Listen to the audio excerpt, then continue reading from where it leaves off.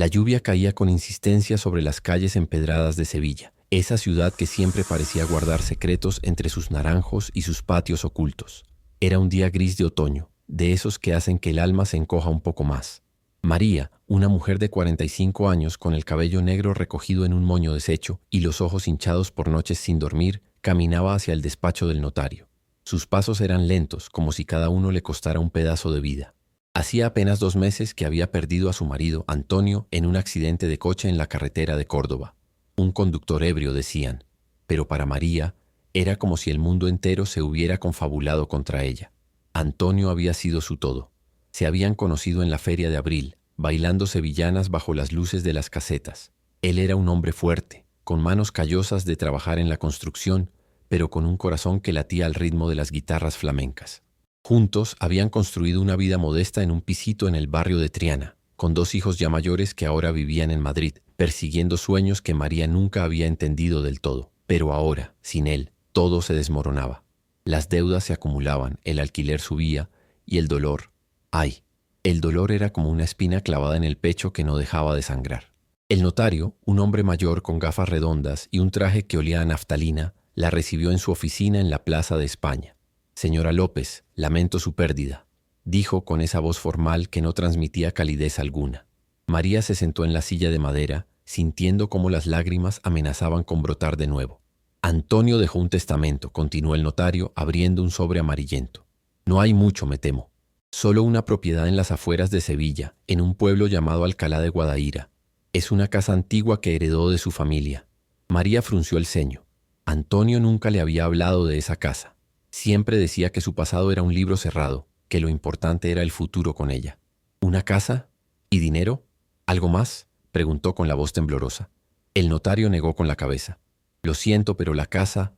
Bueno, ha sufrido un incendio reciente. La compañía de seguros no cubrió nada porque era una póliza antigua. Solo le queda la estructura, las ruinas». Ruinas. Esa palabra resonó en la mente de María como un eco cruel. ¿Eso era todo lo que le dejaba a su marido? ¿Una casa quemada? Se levantó bruscamente, agradeciéndole al notario con un murmullo, y salió a la calle. La lluvia ahora era un diluvio, empapando su vestido negro de luto. Caminó sin rumbo, pasando por el alcázar, donde las parejas se besaban bajo los arcos, ajenas a su tormento. «¿Por qué, Antonio? ¿Por qué me dejas esto?», susurraba para sí misma, sintiendo cómo el frío se colaba hasta los huesos. Al día siguiente, decidió ir a ver la casa. Tomó el autobús desde la estación de Plaza de Armas, un trayecto de apenas media hora que se le hizo eterno. Alcalá de Guadaira era un pueblo tranquilo, con molinos antiguos a orillas del río y casas blancas que contrastaban con el verde de los olivos. Pero la dirección que le habían dado la llevó a una zona apartada, al final de un camino de tierra. Allí estaba, lo que quedaba de la casa. Era una construcción vieja de 2 plantas con paredes ennegrecidas por el fuego. El techo se había derrumbado en parte, y las ventanas eran huecos vacíos como ojos sin vida. El olor a humo aún persistía, mezclado con el de la tierra mojada. María se acercó con el corazón latiéndole fuerte. Empujó la puerta chamuscada que se dio con un crujido. Dentro, todo era desolación. Muebles carbonizados, libros reducidos a cenizas y un suelo cubierto de escombros. Se dejó caer de rodillas en medio del salón, y las lágrimas brotaron al fin. «Maldita sea, Antonio. ¿Esto es tu legado? ¿Ruinas y dolor?», gritó, golpeando el suelo con los puños. El eco de su voz rebotó en las paredes vacías, como si la casa misma se burlara de ella. Recordó los últimos días con él. Antonio había estado extraño, nervioso. Hablaba de arreglar las cosas antes de que fuera tarde. Una noche lo encontró revisando papeles viejos en el cajón de la mesita de noche. «Es del pasado, mi amor», le dijo él, besándola en la frente. Pero ahora, en esta casa quemada, María se preguntaba si había algo más. ¿Por qué nunca mencionó esta propiedad? ¿Y el incendio? El notario dijo que había sido accidental, un cortocircuito, pero ¿y si no? Empezó a remover los escombros con manos temblorosas. El polvo negro se pegaba a su piel, manchando su ropa. Encontró fragmentos de fotos, una imagen borrosa de Antonio de joven con un grupo de hombres en lo que parecía una obra en construcción. Otro pedazo mostraba una mujer desconocida, sonriendo. «¿Quién eras tú, Antonio?», murmuró, sintiendo una punzada de celos mezclado con el grif. Horas pasaron mientras excavaba en las cenizas. El sol se ponía, tiñendo el cielo de un naranja sangriento. Sus dedos dolían, cubiertos de ampollas, pero no podía parar. Era como si la casa la llamara, susurrando secretos enterrados. En un rincón del salón, bajo una viga caída, encontró una caja de metal oxidada. La abrió con dificultad y dentro había papeles chamuscados, pero uno parecía intacto. Era un documento viejo con sellos oficiales. Lo desdobló con cuidado y sus ojos se abrieron de par en par al leer las primeras líneas.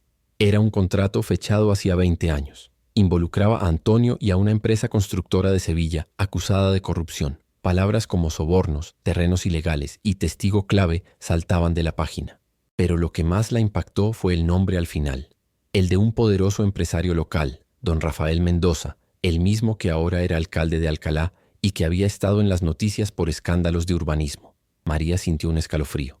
Esto era lo que Antonio ocultaba. El incendio no había sido accidental. Justo entonces oyó un ruido fuera, pasos en el camino de tierra. Se asomó por una ventana rota y vio una figura acercándose en la penumbra. Era un hombre alto, con sombrero, y parecía llevar algo en la mano que brillaba como metal. El corazón de María latió con fuerza. ¿Quién era? ¿Venía a por el documento? Se escondió tras una pared derruida, aferrando el papel contra su pecho. Si te está gustando esta historia de dolor y misterios ocultos en las cenizas de Sevilla, dale like y comenta abajo qué crees que es ese documento y quién es el hombre que se acerca. Me encanta leer vuestras ideas. Hacen que la narrativa cobre vida. La oscuridad se cernía sobre las ruinas de la casa como un manto pesado, y María sentía el frío del atardecer sevillano calándole los huesos mientras permanecía agachada detrás de la pared medio derruida. El documento temblaba entre sus dedos manchados de hollín, y cada palabra que había leído minutos antes parecía quemarle la piel. Sobornos, terrenos recalificados ilegalmente, firmas falsificadas. Y en la última página, la firma de Antonio como testigo principal, junto a una declaración jurada que nunca llegó a presentar. El hombre del sombrero se acercaba con paso firme por el camino de tierra. Ahora podía distinguirlo mejor bajo la luz mortecina. Era alto, de hombros anchos, y llevaba un abrigo oscuro que ondeaba con la brisa. En la mano derecha sostenía algo que reflejaba el último rayo de sol, una linterna, o quizá algo más peligroso. María contuvo la respiración. El corazón le martillaba las sienes. ¿La había visto alguien entrar? ¿Sabían que ella había venido? Los pasos se detuvieron justo frente a la puerta chamuscada. Se oyó un crujido cuando el hombre empujó lo que quedaba de la hoja de madera. ¿Hay alguien aquí?, gritó una voz ronca con ese acento andaluz cerrado típico de los pueblos. María apretó los labios. No respondió. Se arrastró despacio hacia la escalera rota que bajaba al sótano, rezando para que las tablas no crujieran. El polvo le picaba en la nariz, pero no se atrevía ni a estornudar. El hombre entró. Sus botas resonaban sobre los escombros. Encendió la linterna y el haz de luz barrió el salón devastado, pasando peligrosamente cerca de donde ella se ocultaba. «Sé que has estado revolviendo, mujer», dijo con calma inquietante. «Me han avisado. Deja eso y vete por donde has venido. No quiero hacerte daño». María sintió que las lágrimas volvían a brotar, pero esta vez no eran solo de pena, eran de rabia. ¿Quién era este hombre para amenazarla en la casa que ahora era suya? ¿Un sicario de don Rafael Mendoza? Recordó las noticias que había visto de pasada. El alcalde de Alcalá, un hombre carismático con sonrisa de político, siempre rodeado de guardaespaldas discretos. Decían que había hecho fortuna con promotoras inmobiliarias, que recalificaba terrenos agrícolas como urbanizables con un chasquido de dedos. Y ahora entendía por qué Antonio estaba tan nervioso los últimos meses. Alguien había descubierto que guardaba esa prueba. El haz de luz se detuvo en la caja de metal abierta. El hombre soltó una maldición baja. «Mierda». Avanzó rápido hacia el rincón. María aprovechó el momento. Se levantó y corrió hacia la puerta trasera, la que daba al patio lleno de maleza. Tropezó con una viga, se raspó las rodillas, pero no gritó. Salió al aire libre justo cuando oyó al hombre gritar detrás de ella. «¡Para, coño!». Corrió entre los olivos con las ramas arañándole la cara y el vestido. El terreno era irregular, lleno de piedras y raíces. Detrás, los pasos del hombre la perseguían. María no miraba atrás, solo corría, con el documento todavía apretado contra el pecho, metido ahora dentro del sujetador para no perderlo. El aire le quemaba los pulmones. Pensaba en sus hijos, en la vida que había perdido, en Antonio, que quizá había muerto precisamente por esto. Llegó al borde del río Guadaíra.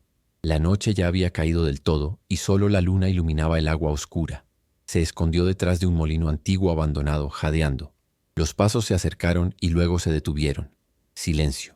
Solo el canto de los grillos y el murmullo del agua. ¿Se había perdido el hombre? ¿O la estaba rodeando? Minutos eternos pasaron. María sacó el móvil con manos temblorosas. Sin cobertura. Claro, en esta zona apartada apenas llegaba señal. Se mordió el labio hasta hacerse sangre. Tenía que volver al pueblo, denunciar esto, entregar el documento a la policía. Pero, ¿a quién? ¿Y si Mendoza tenía comprados a los guardias civiles de la zona? Entonces oyó el motor de un coche en el camino. Faros iluminaron los olivos. El hombre hablaba por teléfono en voz baja. Sí, jefe, la viuda ha estado aquí. ¿Se ha llevado algo? No, no la he pillado. Pero sé quién es. María López, la mujer de Antonio. ¿Qué hacemos? Una pausa. Entendido. María sintió que el mundo se le venía encima. No era un accidente. El incendio no fue casualidad.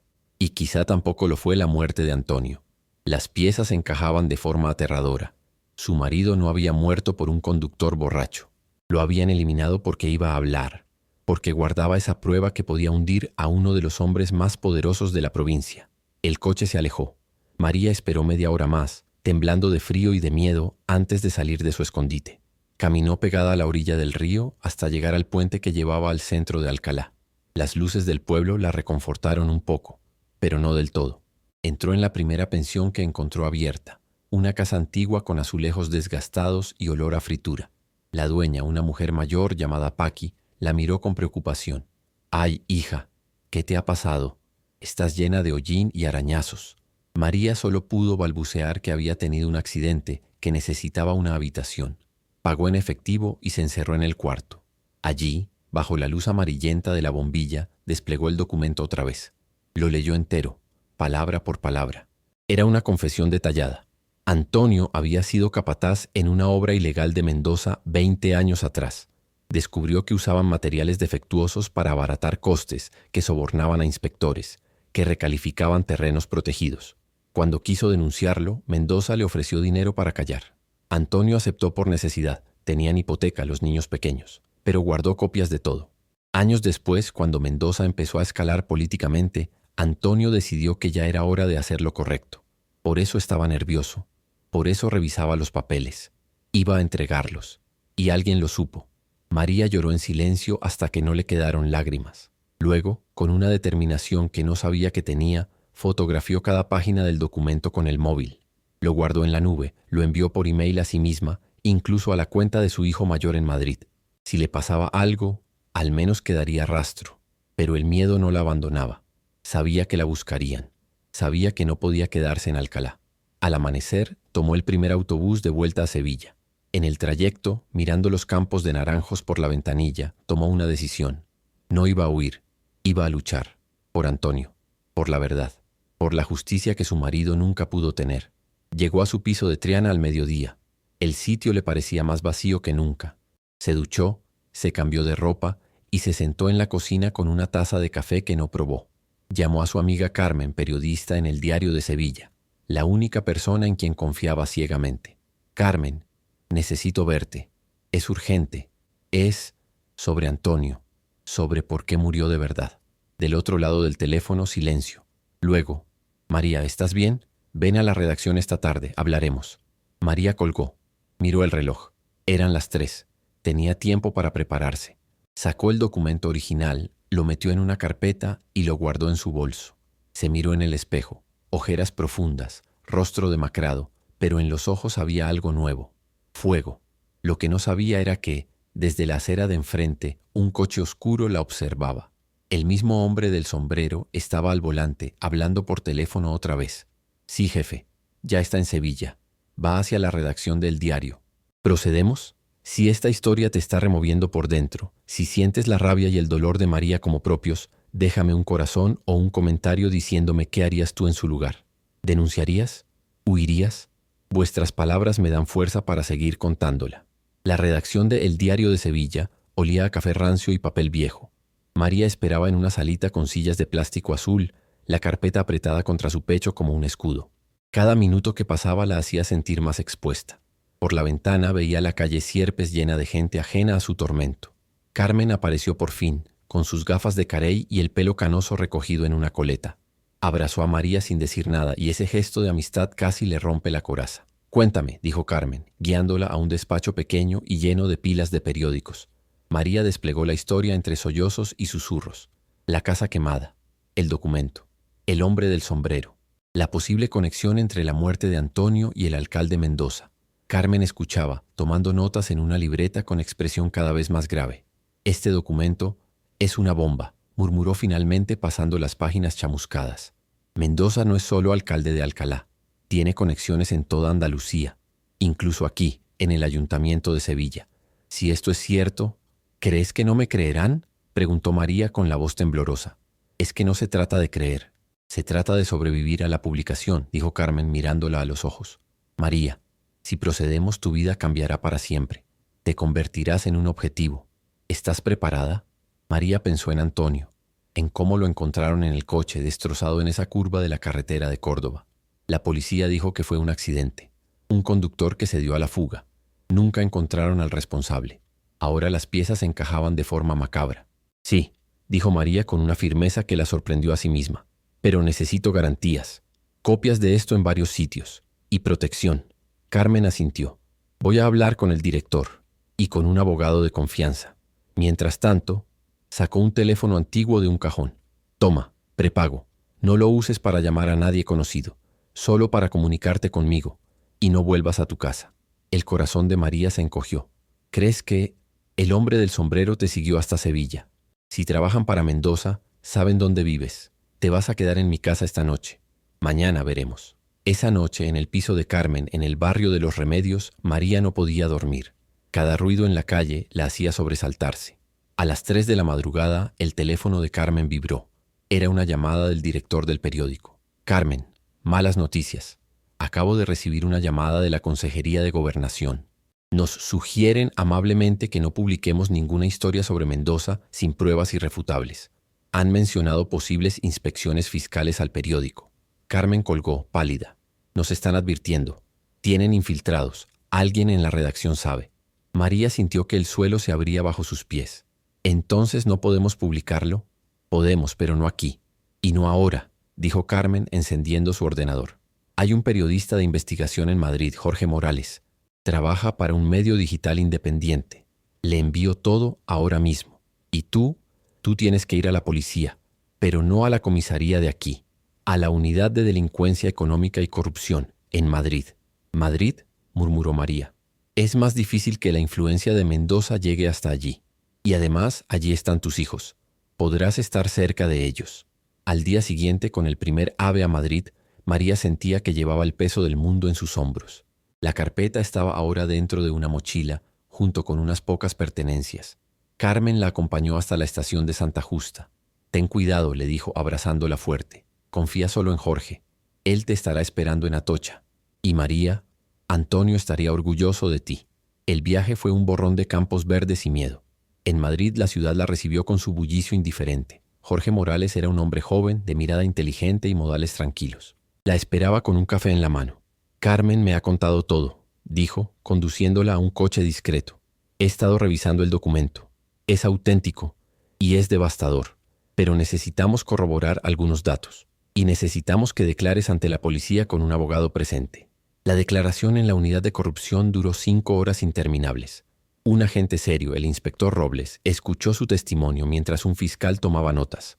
Cuando María mencionó al hombre del sombrero, el inspector intercambió una mirada con su compañero. Descríbalo de nuevo, por favor. Al terminar, el inspector suspiró. Señora López, lo que nos cuenta es grave, pero Mendoza es un hombre poderoso. Para mover esto necesitamos más que un documento de hace 20 años. Necesitamos testigos, alguien que corrobore que su marido estaba amenazado. ¿Y el hombre que me persiguió?, preguntó María desesperada. Sin nombre, sin placa de coche. Es una sombra. La frustración le quemaba por dentro. Salieron del edificio al anochecer. Jorge la llevó a un piso seguro en el barrio de Chamberí, propiedad de un amigo periodista que estaba de vacaciones. Descansa, le dijo. Mañana seguiremos. Pero María no podía descansar. Encendió el ordenador que Jorge le había dejado y empezó a investigar. Buscó los nombres que aparecían en el documento. Otros obreros, el arquitecto de la obra ilegal, el inspector municipal sobornado. Uno a uno fue encontrándolos en redes sociales, en viejos artículos de periódico. Uno llamó su atención. Manuel el Zurdo, un antiguo compañero de Antonio. Según el documento, había sido despedido de la obra por protestar por las condiciones inseguras. Encontró un perfil de Facebook desactualizado. Vivía en un pueblo de Huelva. Sin pensarlo dos veces, María cogió el teléfono prepago y marcó el número que aparecía en un antiguo anuncio de venta de herramientas. Contestó una voz cansada. «Sí. ¿Hablo con Manuel Gómez?», preguntó María, tratando de que no le temblara la voz. «El mismo. ¿Quién es?». «Soy María López, la viuda de Antonio López, el que trabajó con usted en la obra de Mendoza en Alcalá hace 20 años». Un silencio pesado. Luego un suspiro. «Antonio. Dios. Lo siento mucho. Fue un buen hombre. Manuel, necesito hablar con usted. Es urgente. Es sobre lo que pasó en esa obra. Sobre lo que Antonio descubrió». La voz al otro lado se volvió tensa. «No sé de qué me habla. Eso fue hace mucho tiempo. Por favor», casi suplicó María. «Antonio murió por esto. Yo también estoy en peligro. Tengo el documento, la confesión». Otro silencio más largo. «¿Dónde está usted?». «En Madrid». «Pues allí no puedo ir, pero hay otro. Uno que sabe más que yo, el contable de Mendoza en aquel entonces. Se llamaba Eduardo Vázquez. Se fue a vivir a Portugal hace años, cuando las cosas se pusieron feas. Creo que Antonio se mantuvo en contacto con él en secreto. Si alguien puede corroborar su historia, es él». María anotó el nombre con manos temblorosas. «¿Tiene algún dato? ¿Algo?». «Lo siento. Solo sé que vivía cerca de Faro. Y que tenía miedo, mucho miedo, como todos nosotros». Al colgar, María se sintió más perdida que nunca. Portugal. ¿Cómo iba a encontrar a un hombre cuyo único rastro era un nombre y un país? Jorge al día siguiente no se mostró tan pesimista. Los contables guardan copias. Si este Eduardo Vázquez era testigo de las tramas de Mendoza, es posible que también guardara pruebas. Y si Antonio se mantenía en contacto con él, abrió su ordenador. Puede que haya un rastro digital. Trabajaron durante horas. Jorge usó sus contactos. Buscó en bases de datos de emigrantes españoles en Portugal. Finalmente dio con un Eduardo Vázquez de la edad adecuada, registrado en la localidad de Olão, en el Algarve. «Es él», dijo Jorge, mostrándole una foto borrosa de un registro de la biblioteca municipal. «Tiene que serlo». «¿Vamos?», preguntó María con un hilo de esperanza. «Tú no, es demasiado peligroso. Yo iré. Tú te quedas aquí, a salvo». Pero María negó con la cabeza. «Es mi batalla, Jorge, mi marido. Yo voy». Mientras se preparaban para el viaje, la noticia estalló en Sevilla. Un medio digital pequeño aliado de Jorge publicó una primera filtración. Documentos vinculan al alcalde de Alcalá con una trama de corrupción en los años 90. No mencionaban a María, ni el documento completo, pero la semilla estaba plantada. El efecto fue inmediato. El teléfono de María sonó. Era su hijo mayor, Pablo, con la voz entrecortada. «Mamá, ¿qué está pasando? Están diciendo cosas horribles de papá en la tele, que era un chivato que tenía cuentas ocultas. Mendoza está dando una rueda de prensa». María encendió la televisión con manos trémulas. Allí estaba don Rafael Mendoza, con su traje caro y su sonrisa de político curtido ante un bosque de micrófonos. «Son infamias propias de una campaña de desprestigio. Lamento profundamente que se utilice la tragedia de un hombre honrado como era Antonio López, que descanse en paz, para atacar mi trayectoria impecable. He presentado ya una denuncia por calumnias. Y pido a la viuda, si es que está detrás de esto, que reflexione sobre el daño que está haciendo a la memoria de su marido». María apagó el televisor, sintiendo náuseas. Lo estaban poniendo a él como el villano, a Antonio, su Antonio, como un mentiroso. La rabia que sintió entonces era un fuego nuevo, más limpio y más fuerte que el dolor. «Es ahora o nunca, Jorge. Vamos a Portugal». El viaje en coche fue largo y lleno de silencios tensos. Cruzaron la frontera al anochecer. Olão era un pueblo pesquero tranquilo, con casas blancas y calles estrechas. La dirección que tenían los llevó a una modesta casa cerca del puerto. Al llamar a la puerta tardaron en responder. Finalmente la abrió un hombre mayor, delgado, con gafas de ver y aspecto frágil. «¿Sí?», preguntó en portugués. «¿Eduardo Vázquez?», preguntó Jorge en español. El hombre palideció. «Ya no vive aquí», dijo, e intentó cerrar la puerta. «Espere», intervino María adelantándose. «Vengo de parte de Antonio López, su amigo». El nombre surtió efecto. El hombre se quedó paralizado mirándola con ojos llenos de miedo y reconocimiento. «Usted es la mujer de la foto», murmuró. «La de Sevilla». María asintió. «Antonio murió por la verdad que ustedes escondieron. Ahora yo estoy aquí para sacarla a la luz. ¿Me va a ayudar?». Eduardo Vázquez miró hacia la calle desierta, luego hizo un gesto rápido. «Pasen, deprisa». Dentro la casa olía a sal y a libros viejos. En la sala, entre pilas de documentos, Eduardo confesó. Había sido el contable de Mendoza. Guardaba todo: facturas falsas, transferencias a cuentas offshore, órdenes de soborno con la firma de Mendoza. Y sí, había mantenido contacto secreto con Antonio. Le había enviado copias de todo por si a él le pasaba algo. Antonio me dijo, la última vez que hablamos, que ya era hora, que sus hijos eran mayores, que no podía vivir con la culpa. Yo le dije que tuviera cuidado, que Mendoza no se andaba con chiquitas, dijo Eduardo, llorando en silencio. Cuando supe de su muerte, supe que no fue un accidente. ¿Tiene pruebas de eso?, preguntó Jorge con la grabadora encendida. Pruebas directas no, pero tengo una grabación, de hace un mes. Mendoza llamó a un hombre, un tipo peligroso de Sevilla. Hablaron de silenciar un problema antiguo, de un accidente en la carretera de Córdoba. Yo grabé todas las llamadas, por si acaso. María sintió que el aire se le escapaba de los pulmones. Allí estaba, la prueba que conectaba a Mendoza directamente con la muerte de Antonio. Tiene que venir con nosotros a España, dijo Jorge, a declarar. Eduardo negó aterrorizado. No, si piso España me matan. Entonces denuncia aquí, en Portugal. Con la colaboración internacional será más seguro, insistió Jorge. Mientras hablaban, María vio por la ventana un coche negro que se detenía a 2 casas de distancia. Un hombre bajó, alto con sombrero. El mismo. Jorge, susurró señalando. Eduardo los miró y en sus ojos solo había pánico puro. Él los ha encontrado. Siempre los encuentra. El hombre del sombrero cruzó la calle con paso decidido. En su mano ya no llevaba una linterna, sino algo que brillaba de forma siniestra bajo la farola, la culata de una pistola. «¡Por aquí!», gritó Eduardo abriendo una puerta trasera que daba a un callejón estrecho. «¡Corran!». Los 3 salieron a la noche húmeda del Algarve. Los pasos detrás de ellos eran rápidos, pesados. El callejón desembocaba en el muelle, donde barcas de pesca se mecían sobre el agua oscura. «Separémonos», jadeó Jorge. «Yo los distraigo.